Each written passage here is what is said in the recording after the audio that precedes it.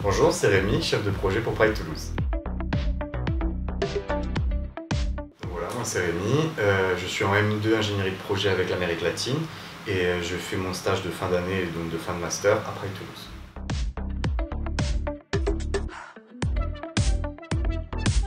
Ma mission à moi particulièrement, c'est de faire des projets qui sont en rapport avec Toulouse et essayer d'y incorporer une forme d'initiation ou de moment pour l'Amérique latine.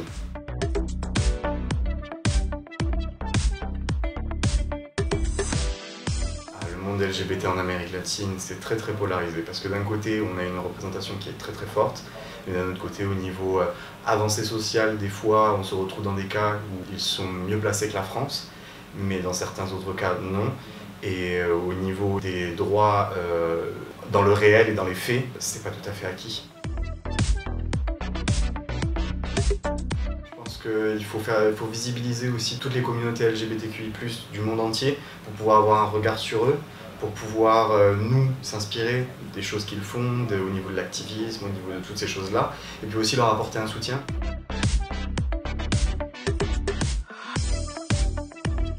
Voir mes projets devenir réalité déjà.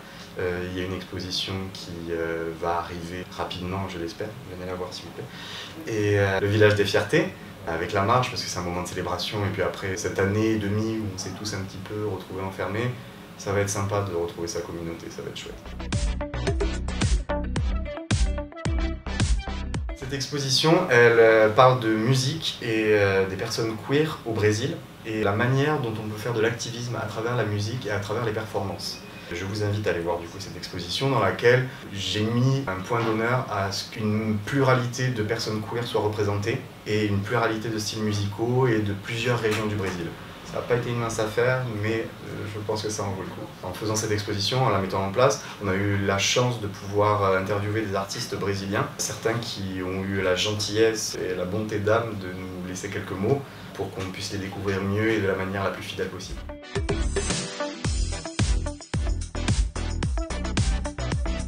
Paradoxalement, je pense que c'est le début où je suis arrivé parce que j'étais complètement perdu. Je me suis dit ça va être la galère, je n'ai pas les épaules pour ça.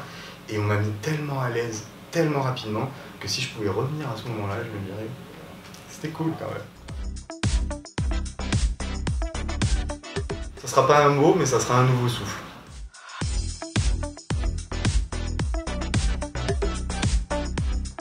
C'est vraiment la manière dont ils s'engagent à faire bouger les choses avec leur temps et à amener les personnes LGBTQI+, à une représentation bien plus importante et dans l'air du temps en s'inspirant de ce qui a été fait par le passé. Ma fierté, ça serait d'être en perpétuelle évolution par rapport à toutes ces questions LGBTQI+, mais aussi en tout ce qui concerne les minorités et en ce qui concerne le monde dans lequel on vit. Je pense que c'est une perpétuelle déconstruction qu'on doit tous achever pour pouvoir mieux vivre tous ensemble et pour mieux comprendre pourquoi on en est arrivé là et comment on peut faire que les choses deviennent enfin mieux. Merci Lila Festival.